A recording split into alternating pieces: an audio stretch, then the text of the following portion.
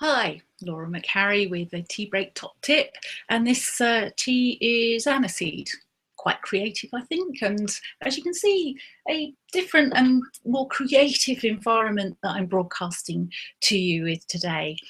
I mentioned in the Creating a Vision video how it should excite and inspire your followers, that excitement ignites a creative passion for improvement and innovation. However, in between that, we have set up a management function of coordination, implementation, and follow through with key performance indicators, ratios, and objectives. So now we need to ensure that these passion killers don't get in the way of our plans for growth.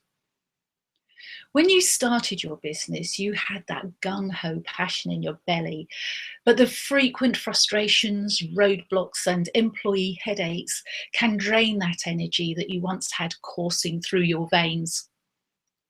If you feel like that, then you can be sure that your staff will be feeling it too.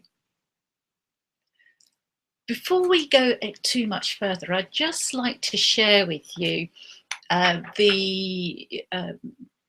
a little bit about the environment that we're placing ourselves in from a creativity and innovation perspective.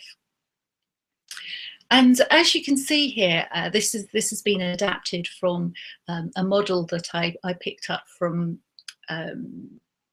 Mike Brown on his website, brainzooming.com. So worth to have a look on that. He does some very interesting blog posts. Well, we've got two lines here: attitude to risk, and whether that's averse or zealous, and whether we do anything with ideas that we might have. So no action taken or great action taken.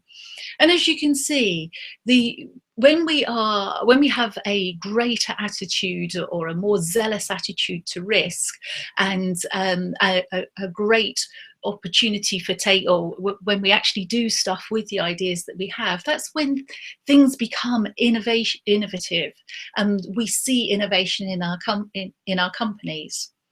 If we miss out on the process and we miss out on the creativity, then our opportunities to innovate and do things differently become a lot less. So the 3 years that I was teaching, I did realise that it's quite hard to engage people in creativity. It's even harder to teach somebody else to become creative. And often we struggle to find activities that allow us to be intuitive. And yet I've learned that to grow creatively, we really do need to develop a playful and flexible mind, a desire to constantly reach beyond the status quo, and a safe place in which to do that. The connectivity between creativity and curiosity has been a most enlightening discovery for me. I never thought I was creative until I realized how important curiosity is in creative, and I am curious. Some people call it nosy. So let me introduce to you a few things that I use to help me be creative. On my right here, we have musical instruments, which, and I am quite auditory. We have some notes here, and I picked these up from a Dido training session, and they've got doodles, a column for doodles on the side. That pen I actually took with me to the same conference I picked up the pads from. I really love this. Got introduced to Roger Van Ook's whack on the side of the head. Dong, what a great idea. Many years ago. And this is his 60 creativity strategy cards, where you can literally just go, I'm stuck, or you can pass them around. You can use them in your environment, pick out an idea. So there we go. There's one. We can read the story on the back of it. There's some questions that it stimulates some thinking. Really useful for getting yourself out of your current thought process.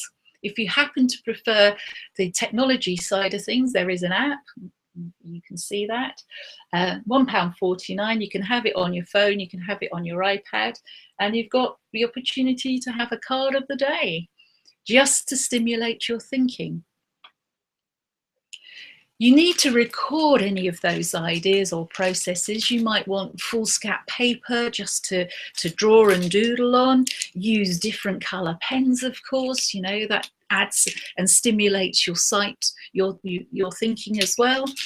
And one of my favourites is this one behind me, Edward de Bono's thinking hats, because he takes the creative ideas that you might generate with a green hat on and takes them through the innovation aspects of bringing something to market.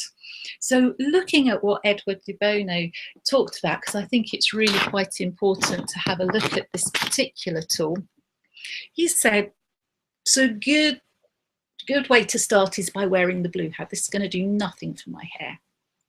However, with the blue hat on, we are organising the overview, managing the thinking process. How should we think about this? Where are we now? What is the next step? What are the summary points? It's a really good way to start the thinking process off. When we wear the white hat, we're thinking about facts and figures, the information that we currently have, what information is missing, how do we get that information? I mentioned the green hat being the creative hat. This is where we come up with lots of different ideas. It's the brainstorming hat. What are the alternatives? What are the out of the box ideas? What additional possibilities are there out there? What else could we try? The black hat is not the negative hat, it is the critical thinking hat. It allows you to legitimately look at the cautions, the difficulties, the weaknesses in an idea, the barriers. Is this right? Is this true? Why can't we do this? What might not work? What are the dangers and what are the risks? The yellow hat, surprisingly enough, is the positive hat. So we're looking here with this hat on, the upside, the benefits, the values, the positive outcomes. Can this be done? Yes, this can be done. How can we do it? What are the benefits and why should it work? And finally, the red hat. This is the emotional view. Many entrepreneurs use their gut feeling, the feelings here, their intuition. What is the gut reaction? How do we explain and explore that? How do we feel about this? The red hat legitimizes all of those feelings.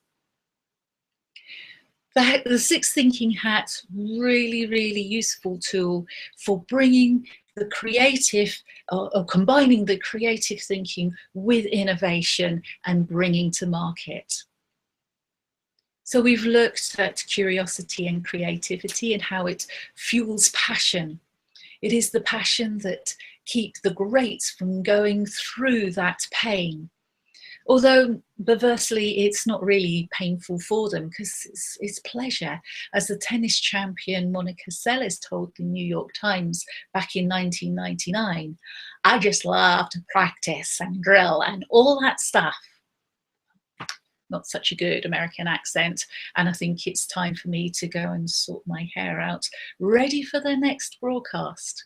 In the meantime, happy tea break.